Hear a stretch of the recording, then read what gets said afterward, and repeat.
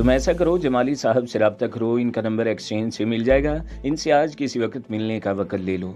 इनसे वक्त मिलना बहुत मुश्किल है, तैमूर ने जवाब दिया। तुमने 2 हफ्ते से अखबार नहीं पढ़ा, वरना क्या जमाली साहब अल्लाह को प्यारे हो गए? मैंने चौंक कर पूछा।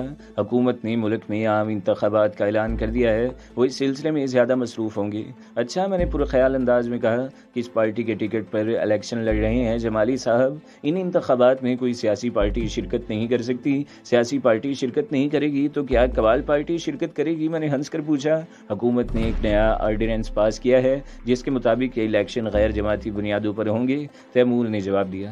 खैर, मैंने तवील सांस लेकर कहा, तुम जमाली साहब से राब्ते की कोशिश तो करो। ऐसी भी क्या मसरूफियत, वो जलसों में मसरूफ़ होंगे ना, तो हुआ करें, हम इनसे किसी जलसे के मौके पर भी मिल सकते हैं। फिर मैं शाजिया से मुखातिब हुआ, ऐसा करो तुम फ़ोन यहीं उठा लाओ। थोड़ी देर बाद शाजिया कॉर्डलेस फ़ोन ले आई। इसने ऑपरेटर से जमाली साहब के आबाई गांव का टेलीफोन नंबर भी ले लिया था।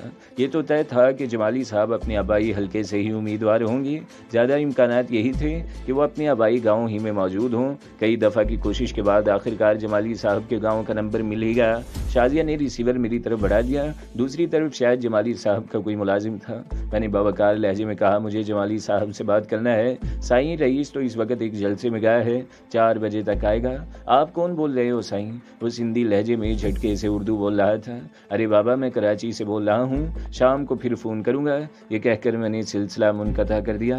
फिर मैं तैमूर से मुखातिब हुआ, मेरा ख्याल है कि हम जमाली साहब के गांव का एक चक्कर लगा लें। मैं इसका मशवरा हरगिज़ नहीं दूंगा। तैमूर ने कहा, तुम्हारा बाहर निकलना ख़तरे से खाली नहीं है। वहाँ तक जाने के लिए हमें नेशनल हाईवे पर सफ़र करना होगा। पुलिस अभी तक तुम्हें तलाश कर रही है, हम रास्ते में धर लिया जाएंगे। अगर हम जमाली साहब के गाँव पहुँच भी गए तो मज़ीद ख़तरे में पड़ जाएंगे। जमाली साहब पहले ही पीटर की नज़रों में है। मुझे यकीन है कि वहाँ पीटर के आदमी ज़रूर मौजूद होंगे। और आप माशाल्लाह बैनुल अक़वामी शख्सियत हैं। ना सिर्फ आप वतन अजीज़ में मकबूल हैं, बल्कि बैनुल अक़वामी खुफिया इदारे भी आपसे मिलने की शदीद ख्वाहिशमंद हैं। तैमूर ने तंज़िया लहजे में कहा, तुम ऐसी बूढ़ियों वाली बातें कब से करने लगे? हैरत अंगेज़ बात है। अब तैमूर कहीं जाने से पहले ख़तरे की बात कर रहा है। क्या ज़बरदस्त चेंज है। ठीक है, आप यहाँ दुब के बैठे रहें, मैं अकेला भी वहाँ जा सकता हूँ। मेरा लहजा भी तलख हो गया। इससे भी ज़्यादा आसान तरकीब है कि तुम हबीब बैंक प्लाजा की सबसे आखिरी मंजिल पर चढ़कर नीचे छलांग लगा दो। इससे ज़्यादा जान जाने का ख़तरा है ना? तो ख़तरात तो होते ही हैं। तैमूर ने इंतहाई संजीदगी से कहा।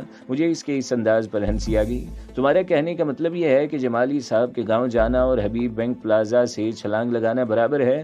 तो और क्या, मैं क्या समझूँ? तैमूर ने झिंझला कर कहा, जब एक काम टेलीफोन पर आसानी से हो सकता है तो अपनी जान दाव पर क्यों लगाई जाए? जमाली साहब से गुफ्तगू ही तो करना है, क्या इनकी शक्ल देखे बगैर काम नहीं होगा? तैमूर ठीक ही कह रहा था। जमाली से फ़ोन पर भी तो बात हो सकती है। अगर जमाली साहब ने मुलाकात पर इसरार किया तो फिर देखा जाएगा। फ़िलहाल तो इनसे बात कर ली जाए। फिर मुझे ख्याल आया कि जमाली साहब को तो कुछ लोग ब्लैकमेल कर रहे थे। शायद उन्होंने ब्लैकमेलर से छुटकारा हासिल कर लिया था, वरना वो इलेक्शन लड़ने का तसव्वुर भी नहीं कर सकते थे। 4 बजे के करीब शाजिया ने कहे बगैर ही जमाली साहब का नंबर डायल किया। 20-22 मरतबा कोशिश करने के बाद इसे मिल सका। पहले की तरह इसने रिसीवर मेरी तरफ बढ़ा दिया। हेलो, मैंने कहा। किरथू गालाए यानी कौन बोल रहा है? सिंधी जुबान में पूछा गया। मैं कराची से इमरान बोल रहा हूँ। मैंने जानबूझकर गलत नाम बताया। जमाली साहब से बात कराओ मेरी। मैंने लहजा हुक्माना बना लिया। थोड़ी देर बाद लाइन पर जमाली था। हेलो, तुम कैसे हो कामरान? कहाँ से बोल रहे हो? मैं कराची से बोल रहा हूँ। आप मुझे ग्लोरिया के बारे में बताइए। कौन ग्लोरिया? उन्होंने हैरत से पूछा। मुझे अपनी गलती का अचानक एहसास हुआ। वो भला ग्लोरिया से कब वाकिफ़ थे? मैंने पूछा, मुझे इन लोगों के बारे में बताइए जिनकी कैद में थे आप। ये बातें मैं फ़ोन पर नहीं बता सकता। तुम यहाँ गोठ आ जाओ, तुम्हारे लिए बहुत सी इतलात हैं। ये कहकर उन्होंने फ़ोन बंद कर दिया। तैमूर, हम अभी और इसी वक्त जमाली साहब के गोठ जाएंगे। मैंने तैमूर से कहा, अगर तुम जाने पर वजीद हो तो अपने हुलिये में कुछ तब्दीली कर लो। मैं और तैमूर गाड़ी के बजाय ट्रेन में जमाली साहब के गाँव रवाना हो गए। शाजिया भी जिद करके हमारे साथ रह गई थी। नज़ीर ने भी हमारे साथ चलना चाहा, मगर मैंने इसे कराची में रोक दिया। मेरा हुलिया बिल्कुल गैर मुल्की नामा निगार की तरह था। जीन्स और जैकेट, आंखों पर गोल शीशों वाली सुनहरी ऐनक थी और लंबे लंबे बाल मेरे शानों पर झूल रहे थे। तैमूर हुलिये से सिंध का एक छोटा मोटा जिम्मेदार नजर आ रहा था। शाजिया भी अमेरिकन लड़की के हुलिये में थी। हम लोग ट्रेन में इत्मीनान से बैठ गए तो नज़ीर रुखसत हो गया। ट्रेन ने रवानगी की وسل دی اور چلنے ہی والی تھی کہ پلیٹ فارم پر بگدڑ سی مچ گئی۔ میں نے کھڑکی کا شیشہ اٹھا کر پلیٹ فارم کی طرف دیکھا۔ پلیٹ فارم پر فوجی ہی فوجی تھے۔ میں نے ٹرین سے اترنے کا ارادہ کیا مگر اسی وقت چند فوجی ڈبے میں گھس آئے۔ ان کے ہاتھوں میں رائفلیں تھی اور ان کا رخ ہماری طرف تھا۔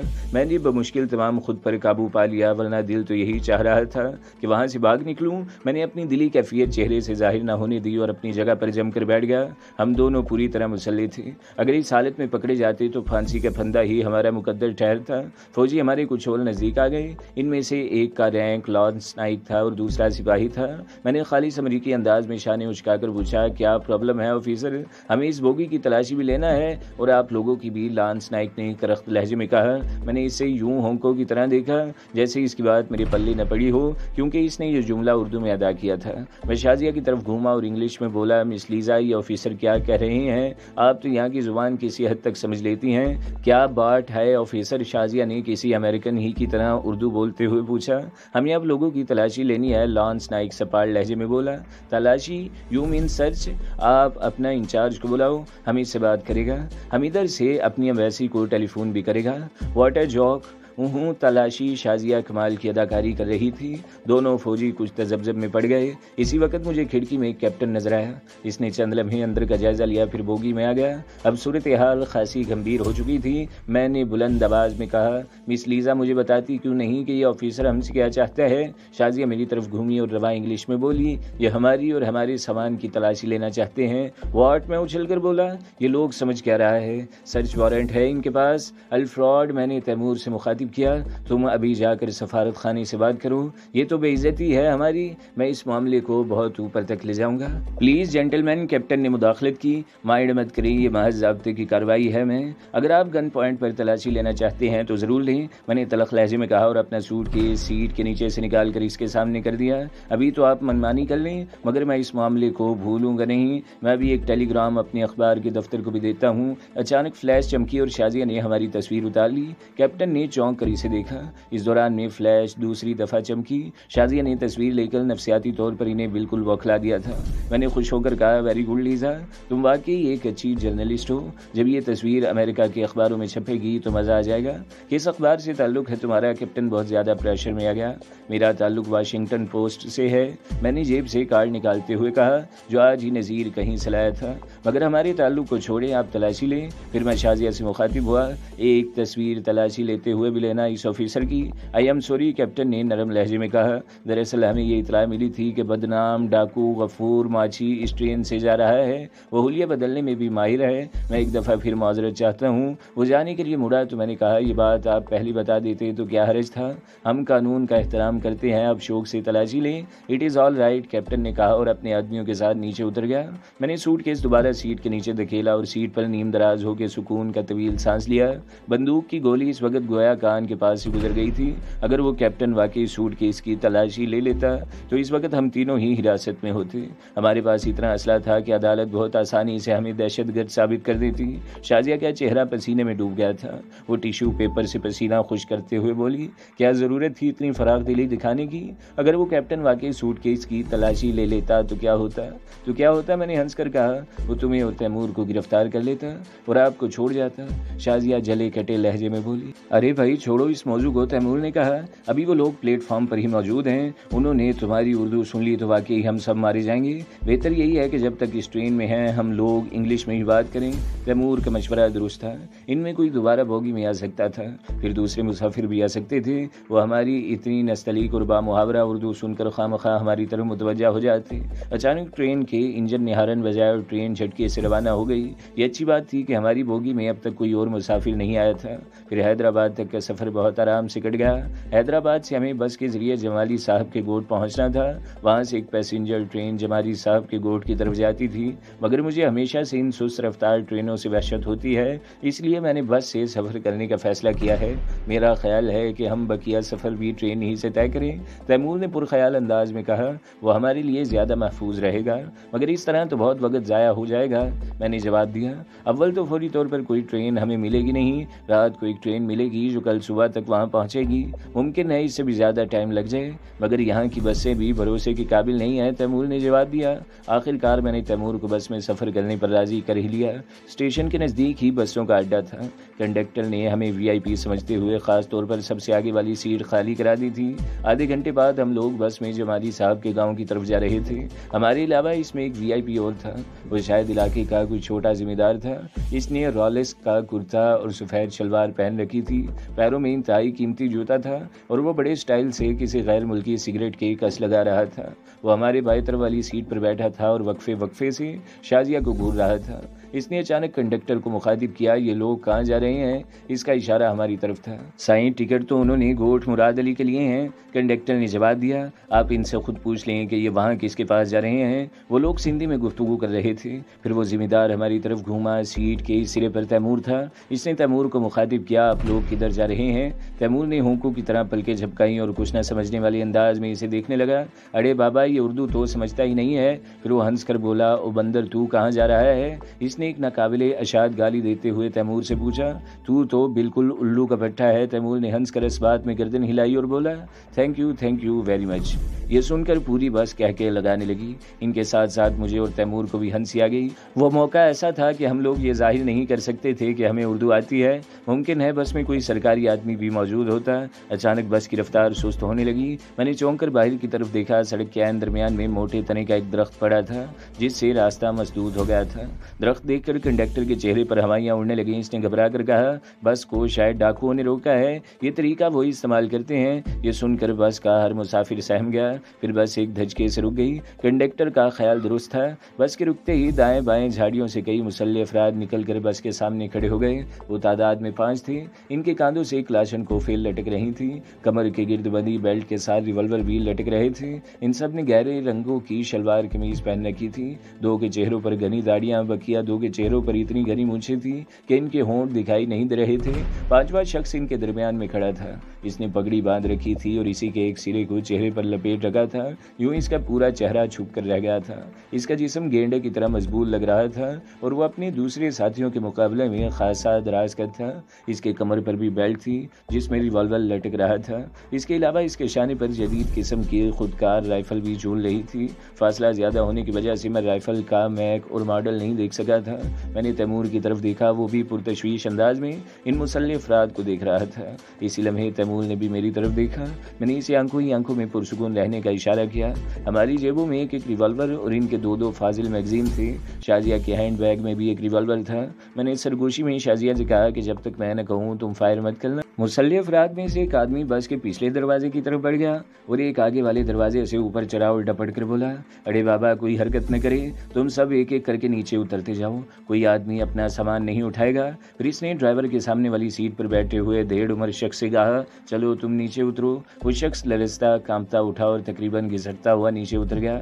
2 مسلح افراد نے پھرتی سے اس کی تلاشی لی اور اس کی نقدی، گھڑی اور انگوٹھی چھین کر اسے ایک طرف دھکا دے دیا۔ سارے مسافر اس کی طرف متوجہ تھے۔ اسی وقت میں نے کنڈکٹر کو دیکھا۔ اس نے بس میں کھڑے ہوئے ڈاکو کو بہت خفیف سے اشارے کے ذریعے ذمہ دار کی طرف متوجہ کیا تھا۔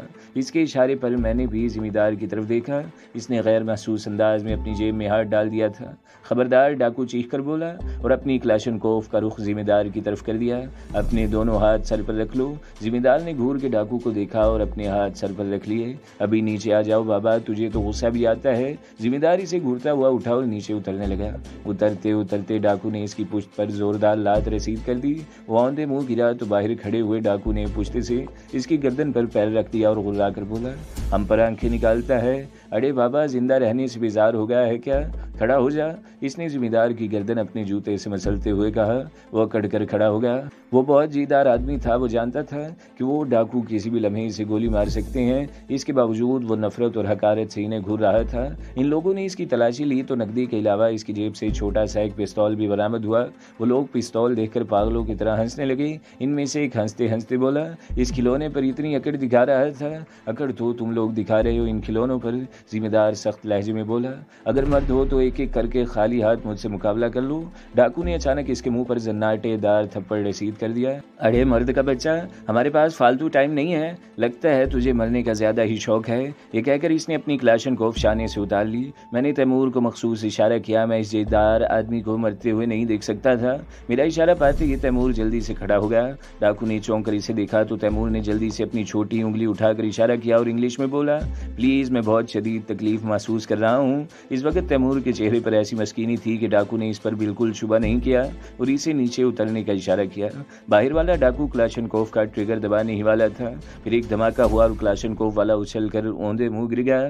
کسی کی بھی سمجھ میں نہ آ سکا کہ ہوا کیا تھا، صرف میں جانتا تھا کہ تیمور نے کام دکھا دیا ہے۔ میں نے بجلی کی سی تیزی سے ریوالور نکالا اور بس میں کھڑے ہوئے ڈاکو کی کھوپڑی میں سوراخ کر دیا۔ بس کے پچھلے دروازے پر کھڑا ہوا ڈاکو بدحواس ہو کے جھاڑیوں کی طرف بھاگا۔ اس وقت تک تیمور نے تلاشی لینے والے دوسرے ڈاکو کو بھی ٹھکانے لگا دیا تھا۔ یہ دیکھ کر پگڑی والے نے جھاڑیوں میں چھلانگ لگائی اور غائب ہو گیا۔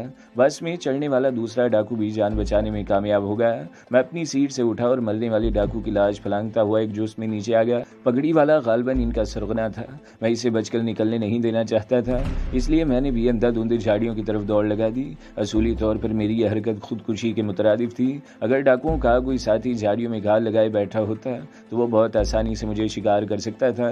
جھاڑیوں میں گھستے ہی مجھے اپنی غلطی کا احساس ہوا۔ میں ایک دم زمین پر گر گیا اور چھپکلی کی طرح رینگتا ہوا آگے بڑھنے لگا۔ اچانک مجھے گھوڑوں کے ٹاپوں کی آوازیں سنائی دی۔ یہ آواز لمحہ بلمحہ دور ہوتی جا رہی تھی۔ میں نے طویل سانس لیا اور اٹھ کر کھڑا ہو گیا۔ ڈاکوؤں کا سرغنہ میرے ہاتھ سے نکل گیا تھا۔ جھاڑیوں میں کسی جگہ اس کا گھوڑا بھی موجود تھا۔ صورتحال تبدیل ہوتے ہی وہ بھاگ نکلا تھا۔ اب پیدل تو دور کی بات ہے، میں گھوڑے پر بھی اسے نہیں پکڑ سکتا تھا۔ وہ اسی علاقے کا رہنے والا تھا، اس علاقے کے چپے چپے سے واقف ہوگا۔ اس کے مقابلے میں یہاں اجنبی تھا۔ میں نے ہاتھ جھاڑتے اور تھکے تھکے انداز میں جھاڑیوں سے باہر نکل آیا۔ ڈاکوؤں کی لاشیں دیکھ کر پہلی دفعہ مجھے خطرے کا احساس ہوا۔ بس کے مسافر لاشوں کو یوں ہی چھوڑ کر تو جا نہیں سکتے تھے، وہ لوگ یقیناً پولیس سے رابطہ قائم کریں گے۔ ہم میں سے کوئی پولیس کے پاس جانا نہیں چاہتا تھا۔ میں نے دل ہی دل میں فیصلہ کر لیا کہ ہم اس بس کو چھوڑ کر پیدل یا کسی دوسری سواری میں سفر کریں گے۔ لوٹنے والا آدمی اور ذمہ دار مردہ ڈاکو کی تلاشی لے رہے تھے اور اپنی نقدی اور گھڑیاں لینا چاہتے تھے، مگر چند سمجھدار مسافروں نے اسے روک دیا تھا۔ وہی سمجھدار لوگ اب یہاں ہمارے لیے خطرہ بننے والے تھے۔ وہ لوگ بس کو بھی یہیں روکنا چاہتے تھے۔ ظاہر ہے وہ آدمی بھی ان کے لیے اہم تھا جس نے ان ڈاکوؤں کو ہلاک کیا تھا۔ اچانک میرے ذہن میں وہاں سے گلو خلاصی کی ایک ترکیب آ گئی۔ میں آہستہ آہستہ بس کی طرف بڑھا۔ بہت سے مسافر نیچے اتر آئے تھے، وہ لوگ میری اور تیمور کی تعریف کر رہے تھے۔ ایک آدمی بولا، یہ گورے ہیں تو کافر مگر بہت جیدار ہیں، دیکھتے ہی دیکھتے انہوں نے 3 ڈاکو مار دیے۔ ہاں صحیح، اس میں کیا شک ہے؟ دوسرا آدمی بولا، اس کی جیداری دیکھو، وہ ڈاکو کو پکڑنے کے لیے اکیلا ان جھاڑیوں میں گھس گیا۔ میں ان کی باتیں سنتا ہوا بس میں چڑھ گیا اور شازیہ سے انگلش میں بولا، چلو نیچے اترو، ہم کسی دوسری سواری میں جائیں گے۔ اس ساری کارروائی میں مشکل سے 5 منٹ لگے ہوں گے۔ اتنی دیر میں سڑک پر ایک بس، مختلف سمتوں سے آنے والی کئی کاریں اور جیپیں جمع ہو گئی تھی۔ گاڑیوں والے دریافت حال کے لیے اپنی گاڑیوں سے نیچے اتر آئے تھے۔ میں نے آہستگی سے شازیہ کو مخاطب کیا، تم کسی گاڑی والے سے لفٹ کی بات کرو، لوگ تمہاری بات جلدی مان لیں گے۔ ان سے ٹوٹی پھوٹی اردو ہی میں بات چیت کرنا، گاؤں کے زیادہ تر لوگ جاہل ہوتے ہیں۔ شازیہ نیچے اتر کر ایک پجیرو کی طرف بڑھ گئی۔ اس دوران میں کچھ لوگوں نے سڑک کے بیچ میں پڑا ہوا درخت کا تنا اٹھا کر ایک طرف پھینک دیا۔ رکاوٹ دور ہوتے ہی سڑک پر کھڑی گاڑیاں روانہ ہونے لگیں۔ میں نے شازیہ کو دیکھا، وہ پجیرو والے سے بات کر رہی تھی، پھر اس نے مڑ کر مجھے دیکھا اور اپنی طرف آنے کا اشارہ کیا۔ میں نے اشارے سے تیمور کو اپنے پاس بلا لیا اور اس سے کہا، شازیہ نے لفٹ کے لیے گاڑی روک لی ہے، سامان اٹھاؤ اور خاموشی کے ساتھ یہاں سے نکل چلو۔ پھر میں نے بلند آواز میں کہا، ہم لوگ پولیس اسٹیشن جا رہے ہیں، پولیس کو لے کر ابھی آتے ہیں۔ تیمور نے سوٹ کیس اور شولڈر بیگ اٹھایا اور تیزی سے گاڑی کی طرف روانہ ہو گیا۔ ایک شولڈر بیگ میں نے اپنے شانے پر لٹکا لیا تھا۔ وہاں موجود کچھ لوگوں نے مجھے روکنا چاہا مگر میں نے انہیں کچھ کہنے کا موقع ہی نہ دیا۔ بازاروں میں صرف ایک ہی آدمی تھا، وہ چہرے مہرے اور حلیے سے پڑھا لکھا لگ رہا تھا۔ ہم دونوں کی بیٹھتے ہی اس نے گاڑی آگے بڑھا دی۔ شازیہ ہم سے پہلے ہی گاڑی میں بیٹھ چکی تھی۔ آپ کہاں جا رہے ہیں؟ میں نے ڈرائیور سے پوچھا۔ میں گوٹھ صدر آباد تک جاؤں گا، ویسے جہاں آپ جانا چاہیں میں آپ کو چھوڑ دوں گا، اس نے شائستہ اور رواں انگلش میں کہا۔ اس سے میرے اندازے کی تصدیق ہو گئی، وہ واقعی تعلیم یافتہ تھا۔ آپ زحمت نہ کریں، میں نے خوش دلی سے کہا، ہمیں وہاں سے کوئی ٹیکسی تو مل جائے گی نا؟ میں نے سادگی سے پوچھا۔ میں جانتا تھا کہ اس علاقے میں ٹیکسی ملنا ناممکن ہے۔ نہیں جناب، اس نے ہنس کر کہا، یہاں ٹیکسی نہیں ہوتی، اس لیے میں نے کہا تھا کہ آپ کو ڈراپ کر دوں گا۔ آپ لوگ جائیں گے کہاں؟